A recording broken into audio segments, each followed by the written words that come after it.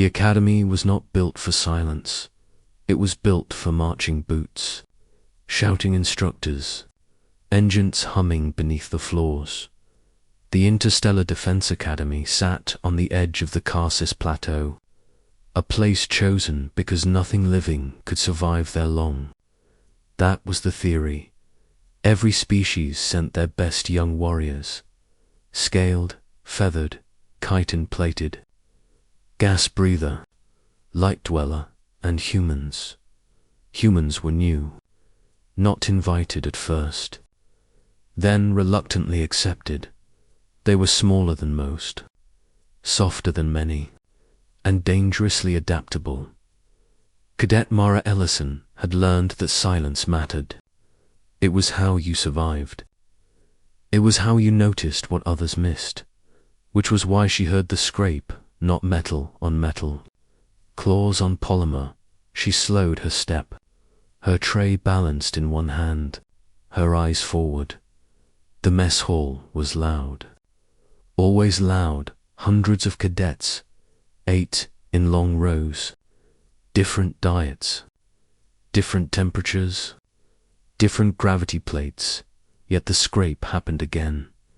Behind her, Mara stopped. The scrape stopped too. She cleared her throat. The sound was not loud, not aggressive, not threatening, but it cut through the noise like a blade. Every alien head in the nearby rows turned. 3 small shapes froze beneath the table behind her dot. Alien cubs, no taller than her waist. Thin limbs, oversized eyes, fur that shifted color in panic. Krelli young, nomadic scavenger species.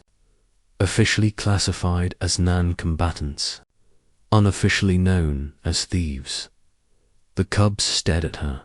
One held a nutrient bar twice its size. Another clutched a cadet wristband. The third had crumbs stuck to its snout. Mara looked down slowly. No sudden movements. She sighed. The cubs squeaked around them. Cadets whispered. This had been happening for weeks. Food gone missing. Gear vanishing. Personal items disappearing from lockers. Instructors blamed carelessness. Cadets blamed each other. No one blamed the cubs because no one ever saw them except Mara.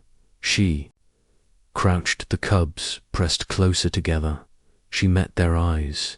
You are stealing again, she said. Her translator rendered it softly. The cubs trembled. We are hungry one, squeaked. Mara nodded. I know, she said. That surprised them.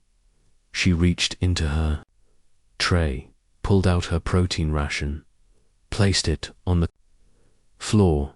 The cubs stared. You can have this, she said, but you do not steal. The cubs hesitated.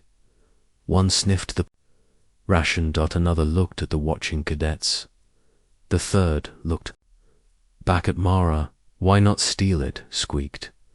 Mara smiled faintly because she said, if you keep stealing, they will stop seeing cubs and start seeing threats.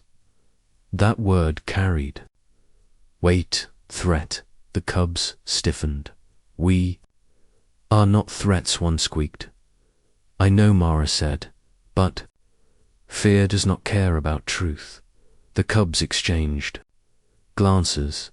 Slowly they nudged the stolen items back toward her. Mara stood. She handed the ration to them again. This is a gift, she said, not payment. One cub bowed its head. Thank you, human, it squeaked. They vanished beneath the tables. The noise returned. Cadets resumed eating, but something had changed.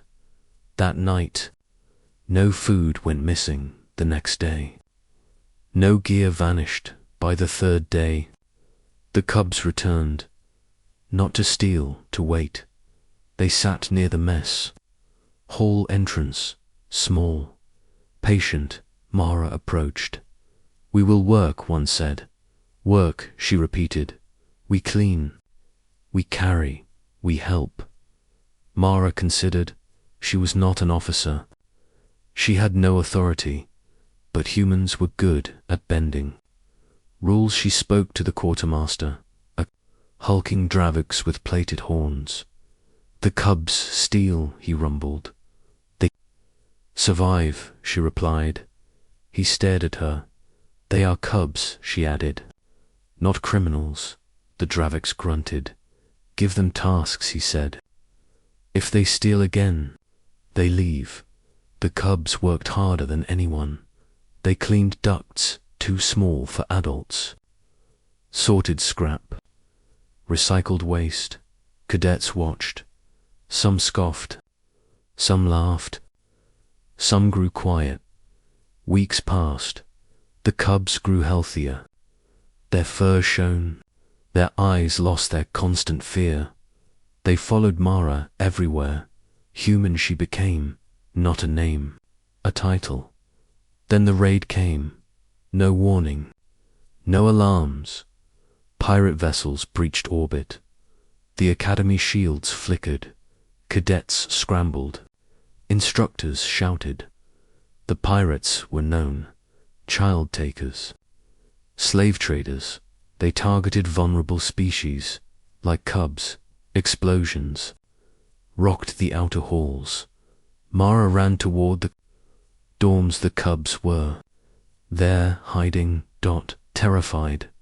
She knelt. "Stay close," she said. The cubs pressed against her legs. The pirates breached the mess. Hull, blaster fire screamed. Mara grabbed a fallen rifle. She was not the strongest, not the biggest, but humans were stubborn. She stood in the doorway. Pirates laughed. "Tiny human," one sneered. She cleared her throat. The sound was calm. It carried every cub froze. Every pirate paused. She fired, not to kill, to disable. She advanced, slow, steady. The cubs followed. When the instructors arrived, they found pirates down and cubs standing behind a human. After the raid, the council convened. The cubs were granted protected status, work assignments, education rights. The academy changed, and it began with a simple sound, a human clearing her throat. Because sometimes humanity does not roar. Sometimes it just speaks. Asterisk.